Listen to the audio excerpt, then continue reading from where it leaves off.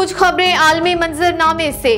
गजा में इजरायली फजाइया ने अस्पतालों और जबालिया कैंप पर तबाहकुन बमबारी की, जिसके नतीजे में 16 से ज़ायद फलस्तीनी शहीद हो गए जबकि दर्जनों जख्मी हैं। आलमी मीडिया के मुताबिक गजा पर इजरायली बर्बरियत थम न सकी।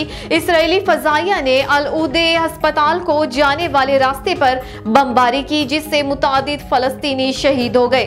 सड़क पर निशाना बनने वाले फलस्तीनियों की लाशें बिखरी पड़ी हैं। बमबारी से इंडोनेशिया अस्पताल का बड़ा हिस्सा तबाह हो गया, जिससे शहादतों का खदशा है। इजरायली फौज ने जबालिया कैंप पर तबाहकुन बमबारी की, जिसके नतीजे में 16 से ज़ायद फलस्तीनी शहीद हो गए जबकि दर्जनों जख्मी हैं। जबालिया में फलस्तीनी वजारत सेहत के जनरल डायरेक्टर के घर पर हमले में बेटी शहीद जबकि मुनीर अल बरोश जख्मी हो गए। उधर तर्जुमान इजरायली फौज का कहना है कि हमास बगैर किसी शर्त के इजरायली यरगमालियों को रिहा करे। अमरीकी सुप्रीम कोर्ट ने साबिक सदर डोनाल्ड ट्रंप को मुबैना तौर पर हासिल इस्तस्ना से मुतालिक मुकदमे की फौरी समाअत से इनकार कर दिया। इससे 2020 के इलेक्शन में साबिक सदर की मुबैना मदाखलत का मुकदमा इल्तवा में पड़ गया है। मीडिया रिपोर्ट्स के मुताबिक स्पेशल कौंसल जैक स्मिथ ने सुप्रीम कोर्ट से दरख्वास्त की थी कि वो फेडरल कोर्ट ऑफ अपील्स को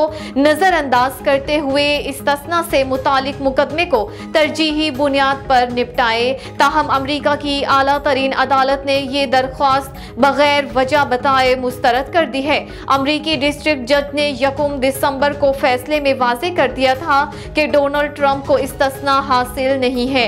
ट्रंप के वकील ने इस अदालती फैसले के खिलाफ कोर्ट ऑफ अपील्स में दरख्वास्त दायर की थी, जबकि स्पेशल कौंसल ने सुप्रीम कोर्ट से अपील की थी कि वो मामले में मदाखलत करे और मुकदमे की खुद समाअत करे। स्मिथ की दरख्वास्त मुस्तरद होने के सबब अब कोर्ट ऑफ अपील ही मुकदमे की समाअत करेगा।